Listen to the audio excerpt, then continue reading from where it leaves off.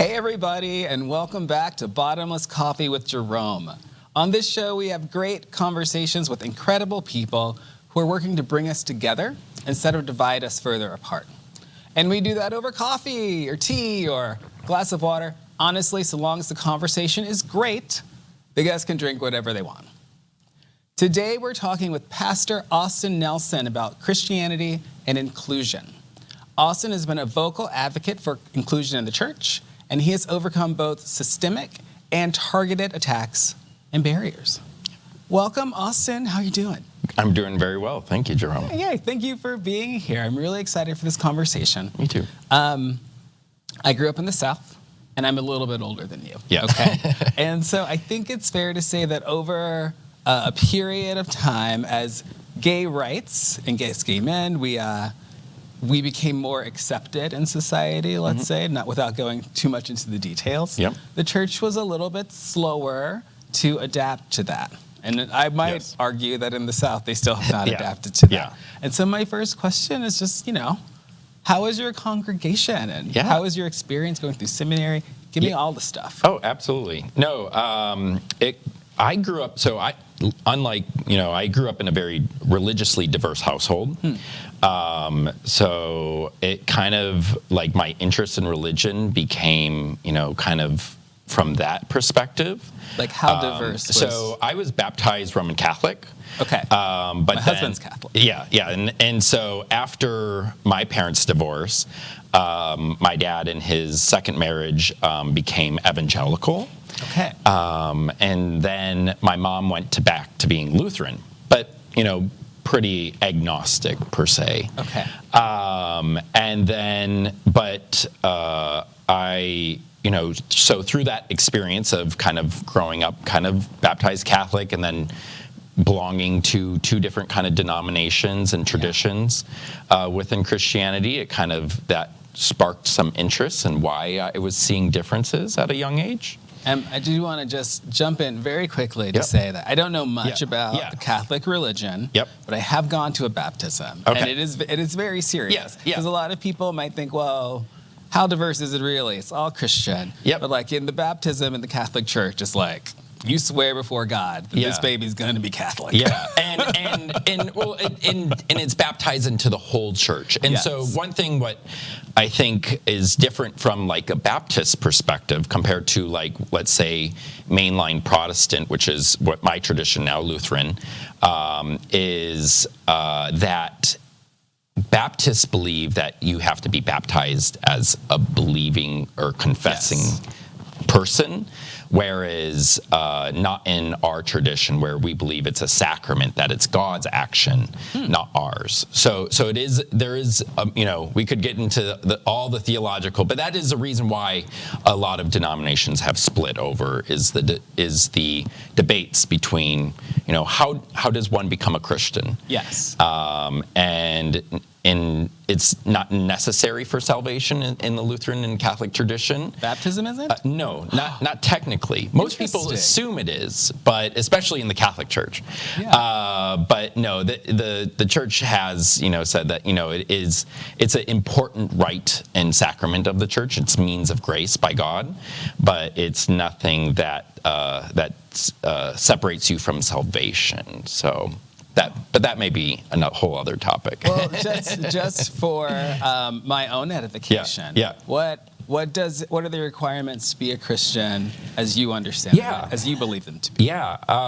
So I believe as far as to be a Christian is to understand how God has revealed God's self through Jesus Christ and through the Holy Scriptures. It really then and that's where it begins. Not saying you have to know everything about Jesus. It's just understanding that God has come and has become human through the person of Jesus Christ. And both Jesus was 100% God and 100% human. And I think having that basic understanding opens you up to the Christian faith. And and that faith can change over time. Your understanding of Jesus can expand, and it can wean, and that's, I think, the beauty of the journey of faith, is that it's not something that is, once you believe, it's perfected. And I think that's what kind of, even though growing up in this kind of diverse household, and that's how I kind of fell into my love and appreciation for the Lutheran tradition, is because it allows for those questions and those areas of debate and process and learning, and that I really appreciate. And that's kind of where I kind of settled into my theological tradition, and then went from there. So did you, it sounds like you had not settled into your theological tradition until you were at least in seminary. Is that right? I would say in college. College. Yep. Pre-seminary. Pre-seminary. So I went to Concordia College in Moorhead, Minnesota. Sure. And studied religion and psychology, and so that kind of gave me a good pre-seminary base in my education. But did you go to seminary saying, I'm going to be a Lutheran pastor, I'm going to be a Presbyterian pastor, I'm going to be a Catholic priest? Like, how does that? I went in, being like, I'm going to be a Lutheran pastor. The journey has taken its twists and turns in seminary and out of seminary. So I have really experienced a lot of the joys and challenges that come with ministry. Yeah. One thing, what I'm also bivocational, so I have many different, and as at least you know, trivocational. Trivocational, yeah. So I have the joys of also being a fourth generation antique stealer. I have, and also another passion of mine is teaching, and so I've helped taught at the seminary in the history division, and so I have many different hats that I like to wear. And so one thing in my ministry that I found works really well is I do interim work. Okay. So I often help congregations that are in transition, and so if they lose their main pastor or senior pastor or any kind of leader in the church, I'm often hired at a part-time or full-time position to come in and help get the congregation kind of on its feet again. Oh, that's interesting. Okay, that makes me assume that you have interacted with several different congregations who've probably not all been equally accepting. Correct. But okay. I would love to be wrong. Yeah, me too. So what has your experience been like as an interim pastor? Absolutely. So my first congregation that I served was a really good experience, but I was then let go when they found out I was not married. Oh, they didn't care who you were married to. Yeah, and that we were living together. Okay. And so, financially, as a seminarian, you can't really afford, or even as a pastor, you don't get paid much. So, So for us, it was a very economic decision to move in, my partner and I.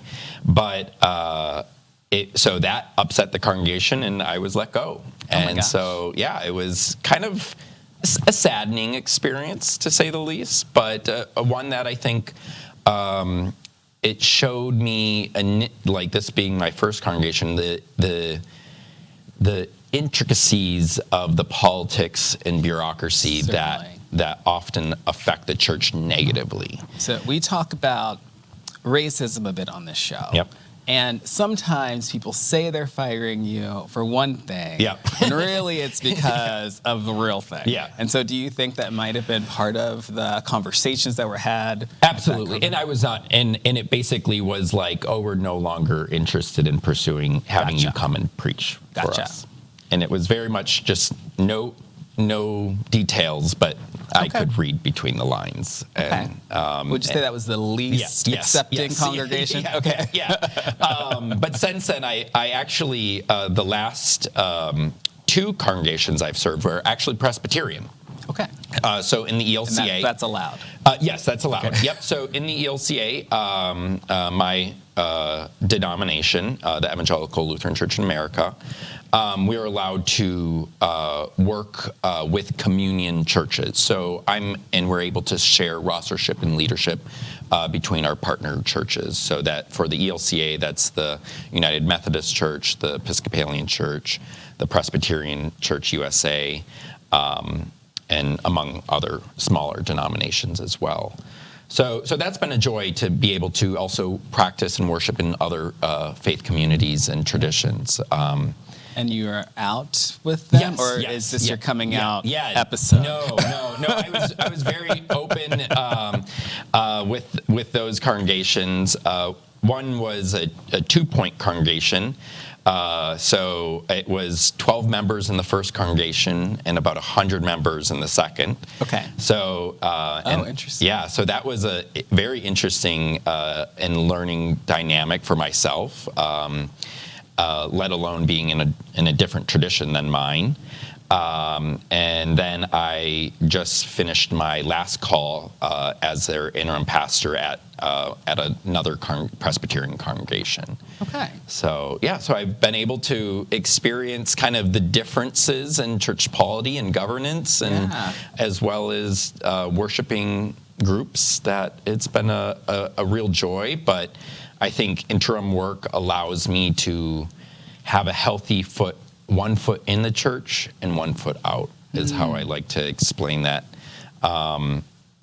Because it, unfortunately, like I mentioned, the politics and the bureaucracy does become challenging, especially being gay. Well, would you like to be a full-time pastor? Is that something that you want That's to do? what I thought initially Okay. going into seminary. I thought that's what my career was going to be, is just a full-time parish pastor. But I've learned that I can do more effective ministry in the way I see it with doing this kind of interim calls, that I come in and just help the congregations get on their feet. And That's interesting from a variety of perspectives. And Yep. I want to stick with the homosexual aspect because you're probably in short supply as a gay pastor, well, right? as a pastor, So- we're in short supply, period. Oh, okay. There's just a lack of clergy in general. But it certainly, so in the ELCA, even though we are opening and accepting to LGBT clergy, congregations do have a right to decide, in as much as the call on who they call as their pastor. Yeah, but you could be going someplace that's never even met a gay person before. Yes, yeah, exactly. And so, and oftentimes with our leadership and being interim, I'm able to not necessarily, so a little bit more clarity of polity. So like there's a bishop in the there's 65 bishops in the ELCA, and they kind of move you around to synods or dioceses in the Catholic Church. And so I would be required, if I was more looking for a full-time call, to be under a bishop and a synod, and to be kind of not have the freedom to choose where I live and maybe what congregation I would like to serve. So doing this interim work kind of has allowed me even that much more freedom, even though it's not as stable as being a parish pastor. Well, then, as a gay pastor, going from one congregation to another, and certainly now that you're able to live your authentic self as a pastor, do you find that there is more freedom in what you can bring to the congregation?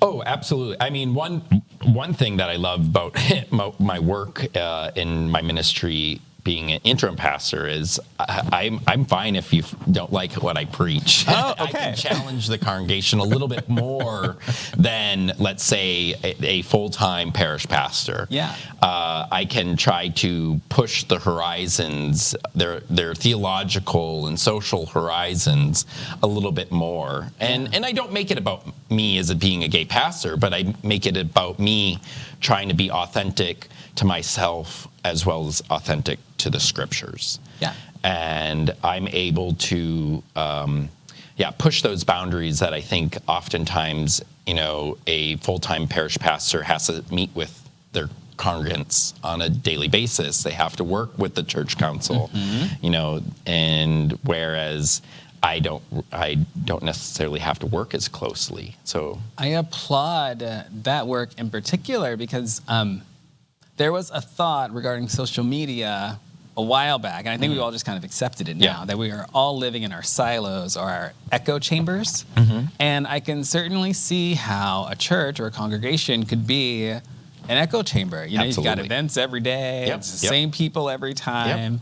And I can't recall in my time in the South in the church when someone challenged the congregation to really think beyond kind of the hive mind that we developed at that time. I would say in some respects, I was very lucky because I went to some congregations in Georgia and also in North Carolina. And the North Carolina pastor in particular is very well regarded. And he would certainly have some challenges for the Georgia congregation.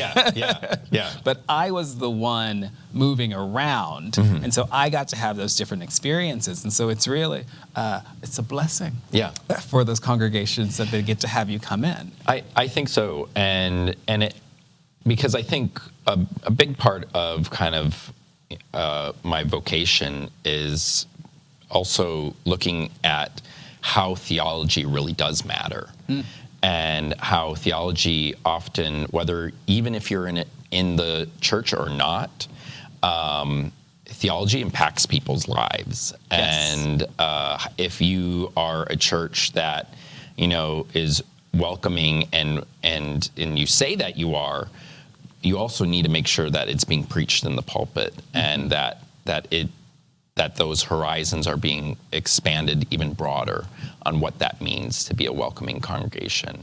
Because every church, or most churches, always say all welcome on the sign. Yes. But what does that mean if the people inside don't really know what that means theologically to be welcoming? So I love to be able to work with churches and to imagine a greater possibility that God has for us in those communities. And so I imagine that just from your perspective, it's a little bit easier for you to craft messages that are a bit more challenging. Is there anything else that's easier for you as a gay male pastor? I don't know if anything in the church is easy. Oh, come on, Easter brunch. I mean, maybe a good Easter brunch, but no, it's and I think that's.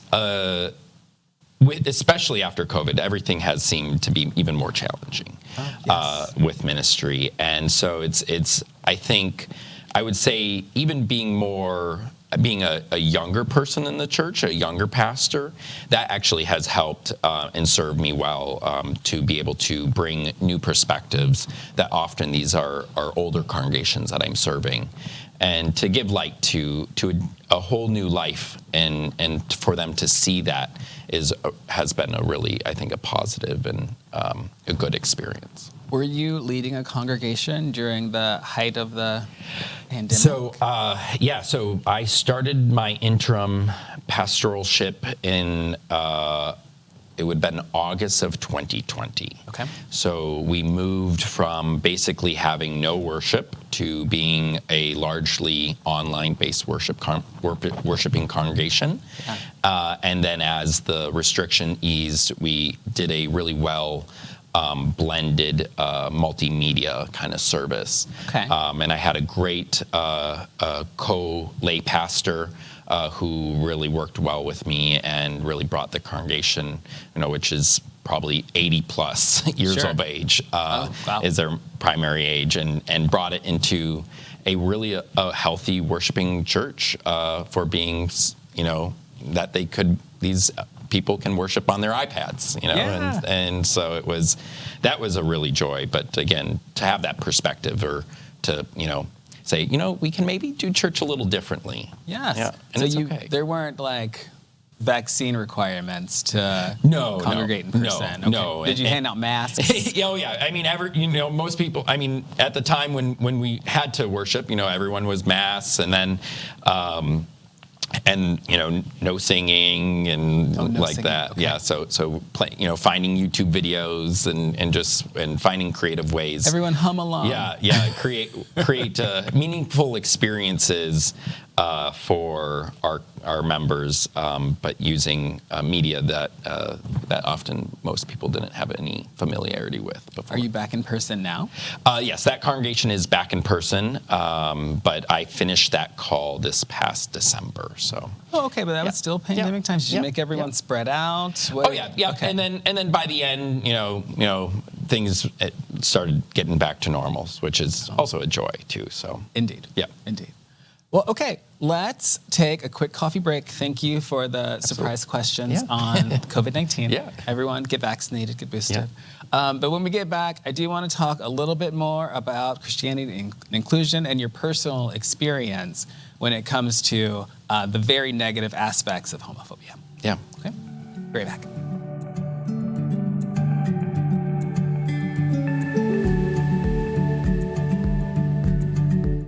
I am a mother of 3. I'm from Puerto Rico, but been in the Midwest since 1994. I have 3 beautiful children, one a 20-year-old trying to figure out adulthood. Then I have a 14-and-a-half-year-old in Northeast Middle School. And my little one got drilled of how important it is to keep everybody safe. I suffer from type 2 diabetes, hypothyroidism, so my immune system is compromised, and I'm overweight, as you can tell. So my little daughter started telling me, "Mommy, please get the vaccination. I don't want you to die. You need to go to my graduation. You need to do this." And I told her, "Shkare, I'm going to do this for my kids." I really, at that point, to be honest with you, I was like, but I thought to myself, okay, I need to do this because all the reports and all the symptoms people are dying from, I don't want to be there. So when I got my vaccine, I was a little hesitant, but I noticed the next 3, I didn't get sick at all, no symptoms like other people have experienced. My husband said, "Well, I don't see any horns or any tails coming up." I guess it's safe for me to have the vaccination. She even told me one day, "Mom, you realize we're part of history?" And it's like, "Oh yeah." He says, "Who knows? My name might be one of those history books." I'm like, "Oh my God, where do you come from?"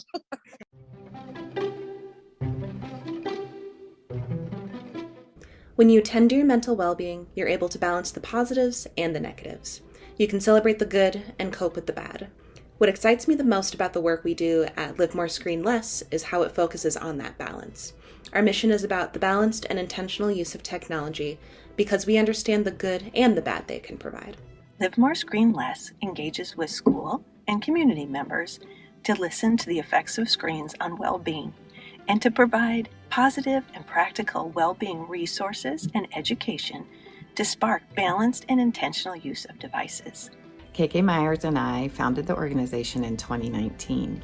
In 2021, a digital well-being law was passed to provide digital well-being awareness and education for all Minnesotans. The Minnesota Thrives community has contributed to our growth through contacts we've made through the webinars we've conducted as well as the webinars we've attended. And the Minnesota Thrives community has been a great tool for us to become more aware of all the incredible agencies and entities who are supporting mental well-being throughout the state. Through Live More Screen Less's education, youth voice-centered initiatives, workshops, newsletters, and trainings, we are reaching Minnesotans of all ages to ensure we all have the tools and support to thrive in a digital age.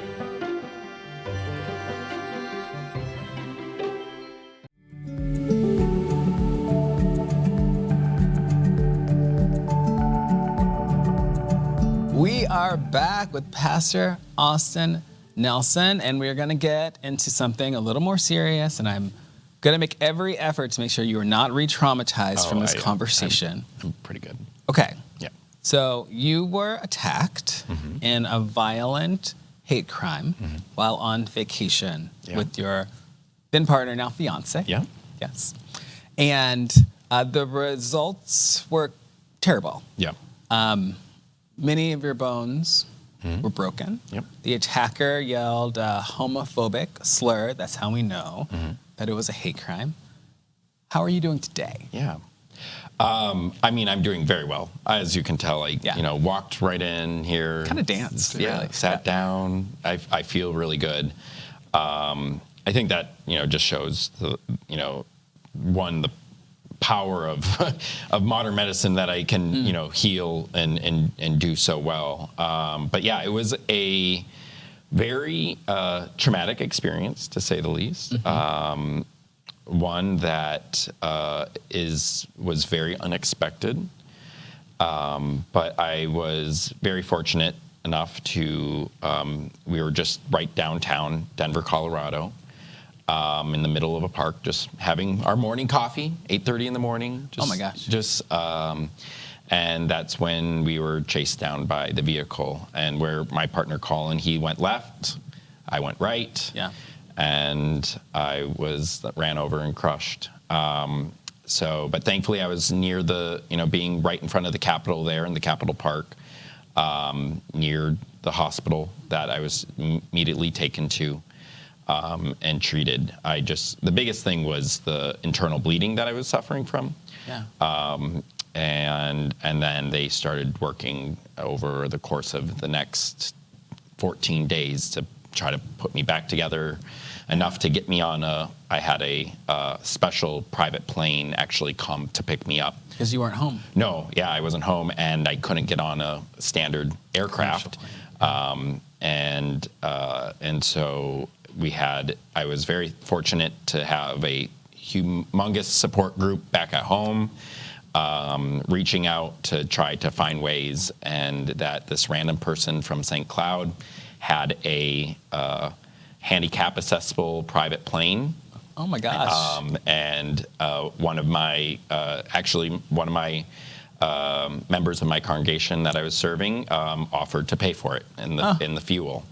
And that was going to be my follow-up question as to how your congregation supported you afterwards. Yeah, and that was an immediate support that I needed, and without that, it was really how it would have been. I would have had to take an ambulance then all the way back. Oh my gosh, what? Yeah, so that was the only other option. Wow.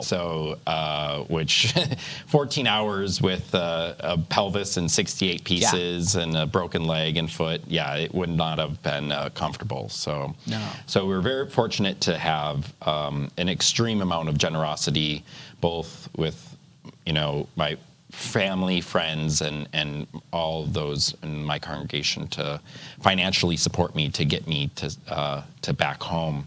So once home, I started recovering. Fortunate that my partner Colin, that his parents' home is wheelchair accessible. Before his dad passed, was bound to a wheelchair. Gotcha. So it was. Speaking of inclusion, we moved in with the in-laws, which it was a unique experience, sure. and to recover there. And I spent then being treated at the Mayo and other surgeries. So I've had about 14 reconstructive surgeries since to get me where I am today. Now about a year and a half ago. So it's been a journey in and of itself, but it really has shown the testament to perseverance. Absolutely. And positivity. I think I wouldn't be here without just being positive and counting the blessings as I see them. Mm-hmm. Because in those times when you experience such tragedy as that, and the hate crime nonetheless, you can always ask the question, why did this happen to me? Yeah. And I did not want to remain in that mental state, and I knew that wouldn't have been well for my healing. Yes.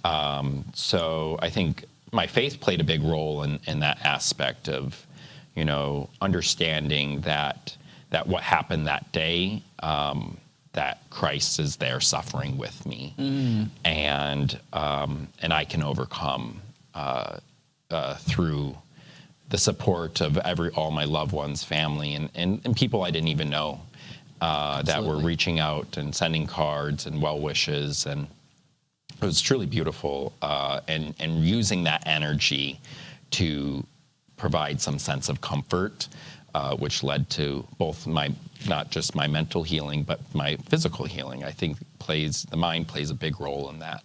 Now, you were also working during this time. Correct. Yeah. So I was serving actually my last congregation, and so I was serving, pretty full time, preaching every weekend, but then obviously had to take a step back, and so I was very fortunate that one of my dear friends and the member of congregation, as I mentioned, he was the one who helped get the media going in the church, and So really, that during COVID, so that and you on could, top of everything, Yes. and now that their interim pastor is pretty much bedridden, and so I was very fortunate to have that support from that congregation to take time and just preach as I was able. Yeah. And I could preach from my bed at home, so it was. And then I remember the first Sunday back in person was actually Easter Sunday. That was a great celebration that I was able to have and share with the congregation that I was serving at the time. Yes. So, That's wonderful. because it kind of shows the full theological that we believe that we are also a part of the resurrection, and my healing was a true tell sign of what resurrection looks like here on earth. I mean, when you itemize your injuries, I think the word miracle does come to mind, and I think it would be Absolutely. fair to use. Yeah.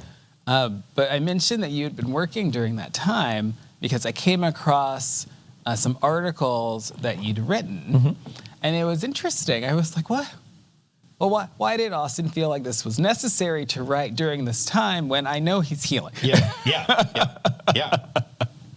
And so would you mind just telling us a Yeah. little bit about those op-eds and Yeah, what was absolutely. going down? No, so I'm very fortunate that I write for the congregation that I was serving is in northern Minnesota, in the Cross Lake area, and I write for the local newspaper just as a religion column. And one of the articles that I think you're wondering about was titled "The Bible Does Not Condemn LGBT Love." Yes. And it actually started out as a local debate against the superintendent of our school district. Oh. And unfortunate that a lot of community members were upset over the inclusion education that he was trying to implement for faculty members Of the congregation you were leading at the time. of the school district. Of the school. Okay. Yes, Okay. yes. So the superintendent of the school district Gotcha. was working on, having inclusive education for the teachers. And we recall during this time how parents and Yep. others in the communities were getting really riled up over curriculum that's Yes. being proposed in schools. Okay. And I'm in the right yep, headspace. Yep. And so another local pastor from a very different tradition of mine wrote a kind of charged article. I mean, we were happy to debate in the paper, and It's kind of an unnecessary hot take, yeah. in my opinion. I was like, why are we doing this? Yeah, and so he made a comment to something or other about that, that it's only Jesus that provides, salvation or whatever, not the LG, not the L, not the G, not the B, not the T, or some kind Yes. of phrase that I remember he that. used. And so I wanted to try to go a little bit further and say, actually, maybe that is a godly lifestyle, because maybe that's how God created us. And I, given the articles have to be only 500 words or less, trying to create a more concise argument on Scripture. Defend your life in 500 words. Yeah, Yes. yeah. Defend who I am in my profession as And well. everyone else. Yeah. And just kind of looking back on Scripture, and I said, if someone isn't speaking about the love of God and trying to tear others down through hate and bigotry, that is not God's voice, and that is not what the Scriptures are saying. And we can go on about the debates of what the New Testament and the Old Testament says about gay people. That's not really in how I read the Scriptures. That's not what the Bible is trying to address. It's trying to address larger issues that were happening in a specific historical time. Yeah. And so I tried to, tailor that conversation and bring a different perspective to the readers of the newspaper in my hometown area. I appreciate you being so diplomatic. I attempted. Well, I appreciate that you, during a really difficult time, because this was, your attack was in January. Yep. It was September when you penned that letter. Yep. Which means that you are in bed, you're really juggling a lot, and you're like, okay, wait, hold on. I am the person that is in a place that can respond to this really bigoted remark, frankly, because that's not the only thing he said in that article. Yeah. And gratitude for you. And then I think it's really important to recall that this person, I believe he's also a preacher. Yes. Right? Yeah. And so you're He's a Baptist minister. so of course. Edit that out. I mean, there's a lot of good Baptists out there. There's a lot of good Baptists. Don't get me wrong. But Yes. But in that same sphere, there are these differing, I'm gonna say opinions, differing thoughts on, who we are. Yep. And the lives that we get to live, whether or not you get to lead a congregation, whether or not I get to be taught about in schools. And I feel as though when you are challenging congregations, you are empowering those congregations to push back against pastors like that who are saying things that are frankly out of line. I'm surprised that got published, frankly, what he said. But I think that's also, there had to be some dialogue. I felt I couldn't just leave this opinion aired out in the community when there is many more opinions than his out there.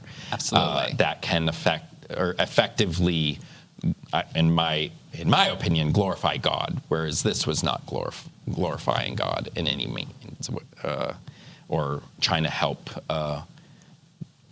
bring people to faith. But then at the same time, I think about, this man's congregation and what they're being taught, and how a lot of those same teachings can, I hate to use the word inspire, but negatively inspire people like the person that attacked you. Yeah. Because remember, it was a hate crime. Yeah, absolutely. And so the vile nature, the insidious nature of that thinking can lead directly to violent results. And I personally think, and maybe this is taught in seminary, but I personally think that as a leader, you have to really be responsible and discerning with your language and the words you use, because it really can negatively inspire people to do terrible things. And so I was positively inspired by your words. Thank you. And appreciate that you were able to remain positive while kind of deflecting the unprovoked and unnecessary hot take from that gentleman. It was, and I think, and since then I've continued to write articles too, and just kind of continued to share my perspective. And again, that's why I say theology matters. Because theology can liberate people, but it also can condemn them to a thinking that is not godly and does not glorify God or teach the love that Christ had. And so I think that, when it comes to, my position, and again, I'm able to speak a little bit louder than most clergy especially in my denomination, because they do fear backlash from their, if they get in trouble with, someone doesn't like what they say by a congregant, and, Interesting. and so there is, again, that's the politics and the dynamics of the church that I think I'm lucky enough to have, again, that 1 foot in, 1 foot out, that I'm more comfortable with stirring the pot a little bit and maybe creating debates with other pastors in the newspaper. Well, here's a debate. Because I believe from that same article, you referenced same-sex committed relationships like the ones we have today, are okay with God, let's say, to paraphrase greatly. Yeah.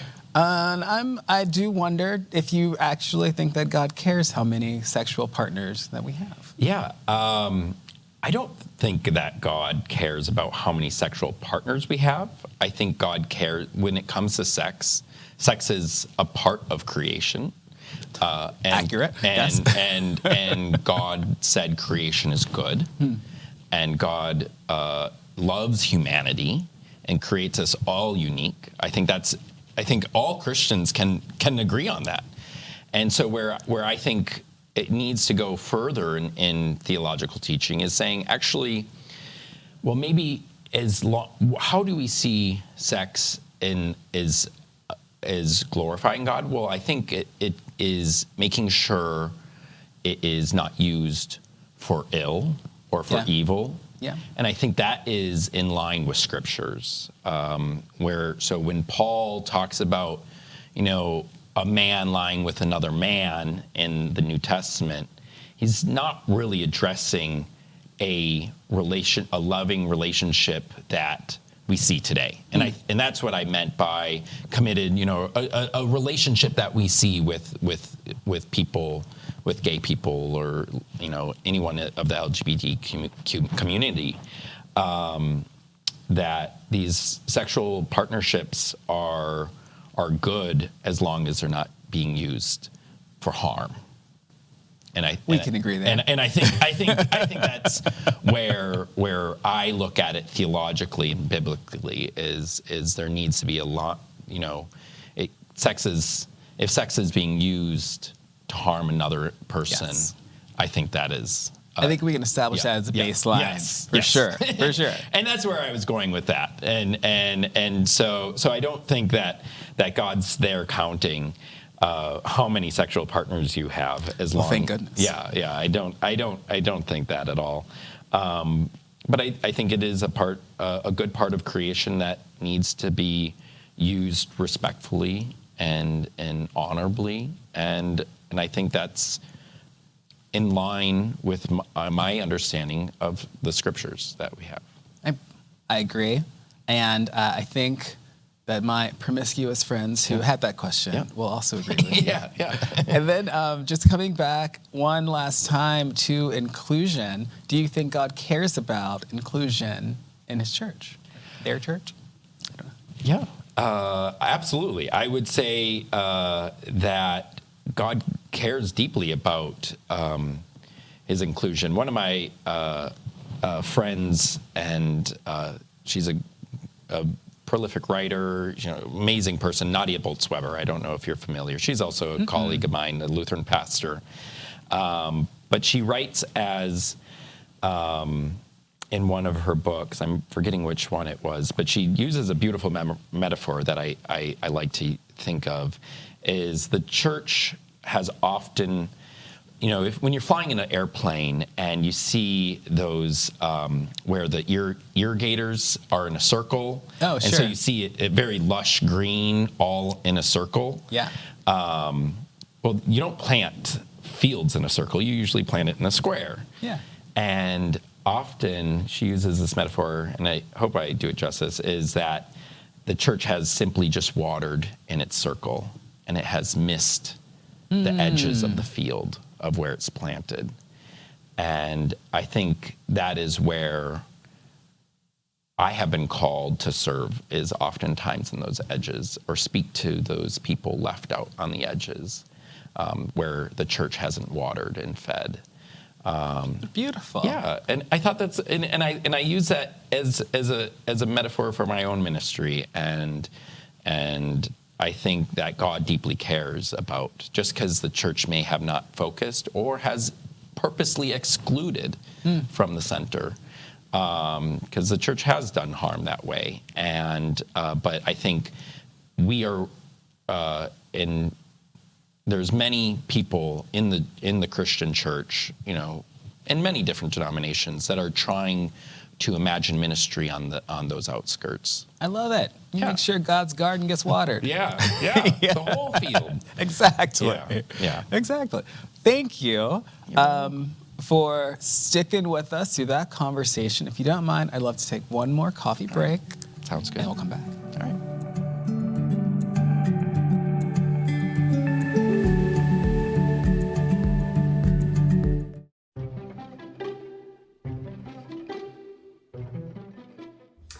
Hello, my name is Kathy Flaminio, and I'm the CEO and founder of Move Mindfully. And we are a training and consulting company that brings the science of mindfulness, movement, and social emotional learning into simple trauma responsive practices that are used in schools, hospitals, juvenile services, corporate and daycare settings, and even in the home. When we think about what is mental well-being, I think we have a clear understanding after living through a global pandemic with heightened uncertainty and not feeling safe. We learn the great impact it has on our nervous system. Here at Move Mindfully, we teach these simple tools to help our mind and body feel at ease and feel safe so we can connect to others. And when we think about mental, physical, and emotional well-being, we think about having a regulated nervous system. What excites us at Move Mindfully is we have created programs that are workshops, trainings, residencies, family nights, in which we go through our simple breathe, move, rest signature practice. So creating simple visuals like this that allow our adults and youth to know, like, what strategies would I do if I'm tired, or if I have high energy, or if I'm feeling anxious. Both as adults and children, we're able to create a culture of safety where people can learn and heal. We are so grateful that our initiative with Move Mindfully has really been able to expand, not only into schools and districts, but counties, hospitals, and juvenile services. And we've been able to do this through our partnership with Minnesota Thrive and Minnesota Department of Health and Minnesota Department of Education, through these state health improvement grants that really focus on physical health, emotional health, and mental health. And through these simple tools, we're able to provide both the adults and the youth strategies so that everyone can thrive.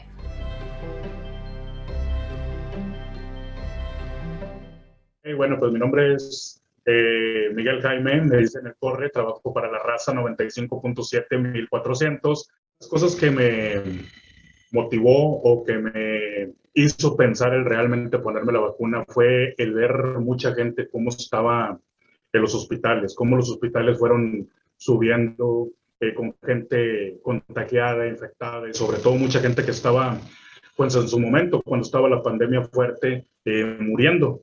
Incluso tomé la decisión, tanto por mí, sobre todo por mi familia, porque no quería, y lo estuve viendo también por parte de mi familia, que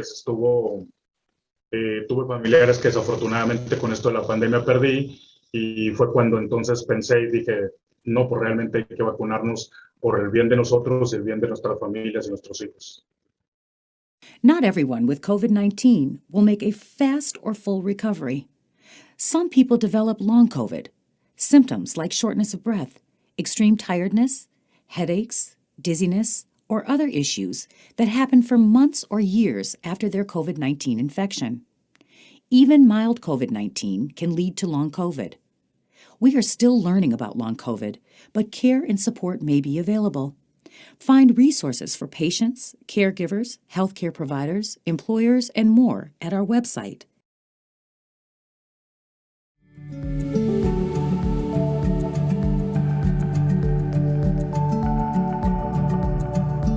Bottomless Coffee with Jerome is back with Pastor Austin Nelson. Thank you so much again for sticking with us for this difficult conversation. I do have more questions. Yeah, I'm ready. Because you've really inspired me. So, do you have like a vision for a more inclusive church, or can you tell us, what could the church be like if it was more inclusive? Yeah. I think a part of it too, one of my colleagues and good friend was just ordained on Saturday. Oh, congratulations. Yeah. So I just went to her ordination, and afterwards I was actually sat at the table for luncheon with the bishop of southeastern Minnesota, Bishop Regina Hassanelli. She's actually one of the youngest bishops ever ordained to the episcopacy, and we had a really good conversation.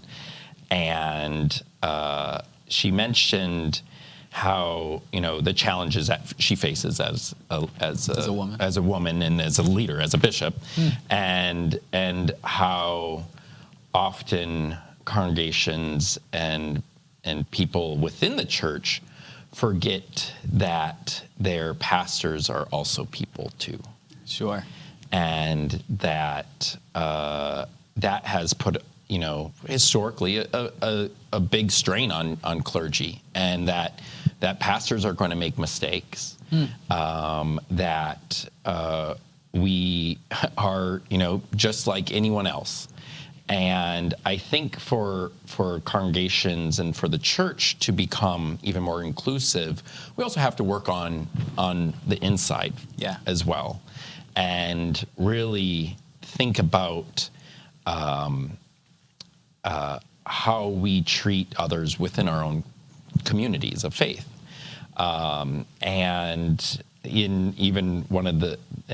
during the sermon of the ordination, the preacher said, don't, welcome my Pastor Joy into your congregation, but if you have an issue with her, don't, go out in the parking lot and talk bad about her, or, complain, call your bishop and complain to her.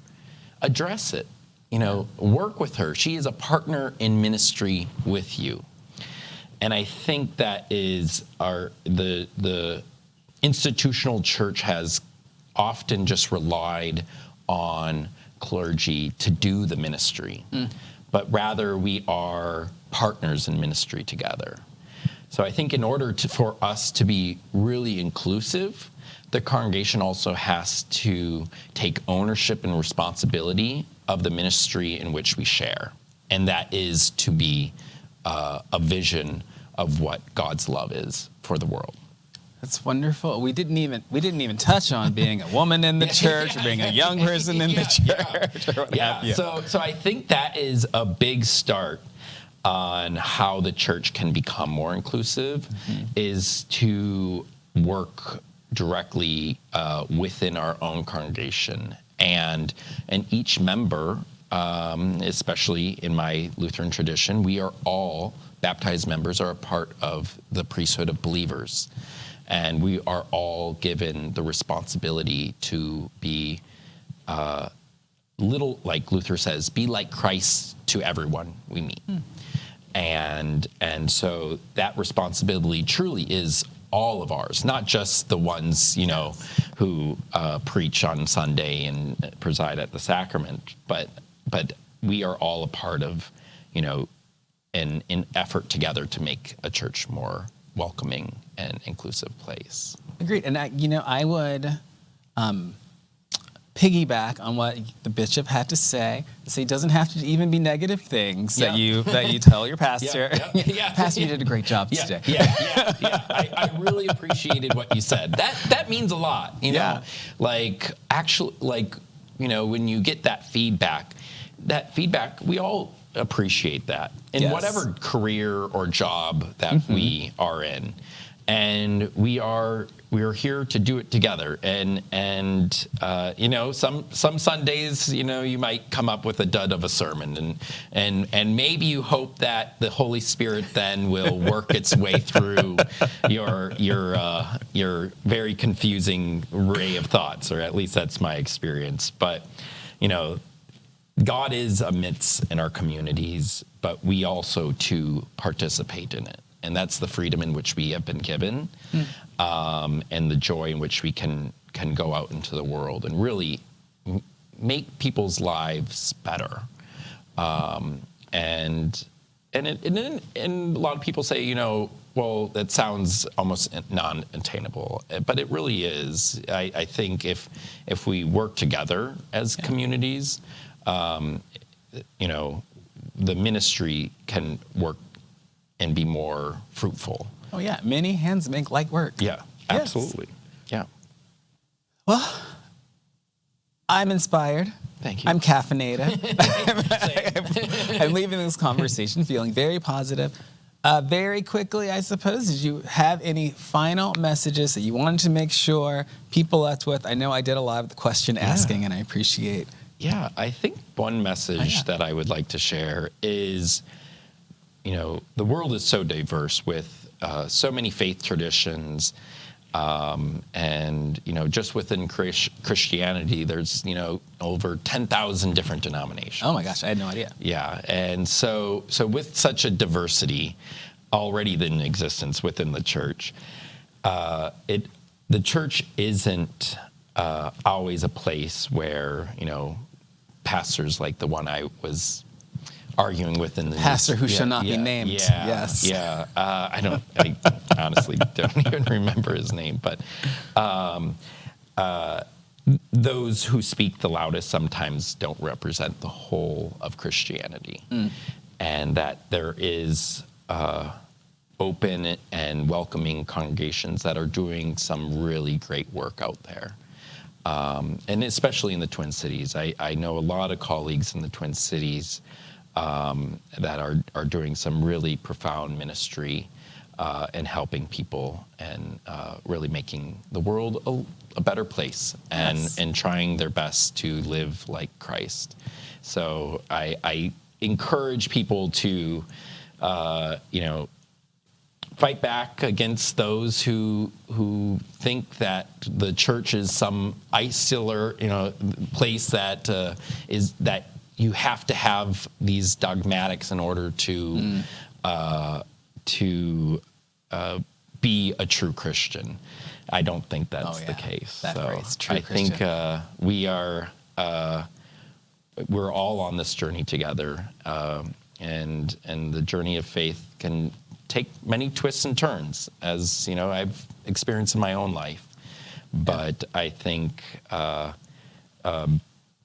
staying true to who you are and just knowing that there is something bigger out there has been really profound in my life, and I think that others can share in that as well. A beautiful message. Hope so. Thank you. Thank you, Jerome. Pastor Austin Nelson. Thank you. And thank you all for watching. I'm Jerome Evans. This has been Bottomless Coffee with Jerome. Find out all about us at bottomlesscoffeeshow.com, and I'll see you next time.